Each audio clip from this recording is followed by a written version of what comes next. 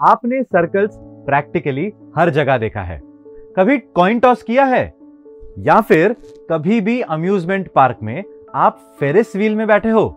अच्छा एक बात बताओ, कभी शर्ट तो पहनी होगी ना, ये बटन्स का क्या शेप होता है? अरे इतना ही नहीं, एंशिएंट सिविलाइजेशंस में सर्कल को बहुत ज्यादा इंपॉर्टेंस दिया गया है। Pre historic people built stone circles 4000 years ago and you have probably heard about the most famous stone circle at Stonehenge in Wiltshire, England. It is considered as a very spiritual site. Greeks ने circle को हमेशा से perfect shape माना है। क्यों? भाई एक बात बताओ, how many lines of symmetry does a circle have? Infinity, है ना? अच्छा, इसी तरह आप क्रॉप सर्कल्स के बारे में भी पढ़िए। You will start appreciating the importance of this shape in mathematics. चलिए, अब आप समझ गए होंगे कि सर्कल्स तो हर जगह है। So it becomes very important for us to know about them in greater detail.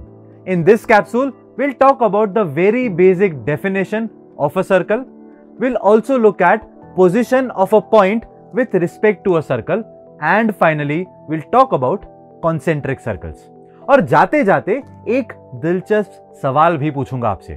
चलिए फिर बिना किसी देरी के शुरू कर देते हैं।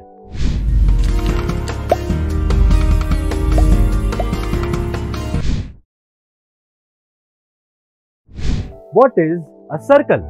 A circle is a collection of all those points in a plane which are at a constant distance from a given constant point in that plane. ये constant point is called the center of the circle and this constant distance is the radius of the circle. चलिए अब मान लीजिए हमारे पास ये dart board है। You can see that it has a circular shape. Let's throw a dart. Well, bullseye. ये dart आपके circular region के अंदर जाके लगी है, right? This is the interior region of your circle. When a point is in the interior of your circle, the distance of this point from the center is less than the radius of your circle. चलिए एक और बार फेंकते हैं। ओह बाप रे, this is outrageous. कोई thought ही नहीं डाला मैंने थ्रो में।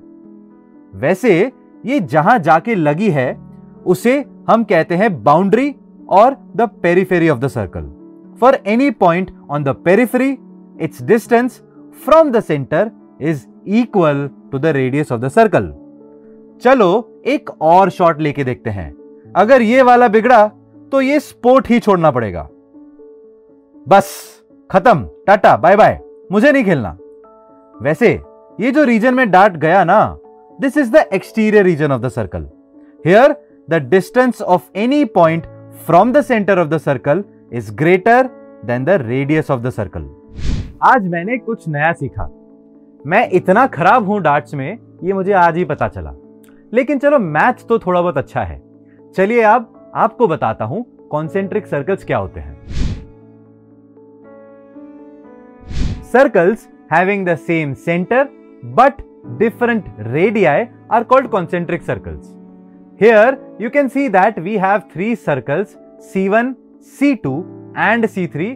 They have the same center C, but their radii are different, namely R1, R2 and R3. आप ये भी देख पाओगे कि R1 is less than R2 and R2 is less than R3. आपने जो डार्ट बोर्ड देखा था ना, उसमें भी तो कॉन्सेंट्रिक सर्कल्स ही थे। चलिए, तो ये बात थी हमारे बेसिक्स ऑफ सर्कल्स की।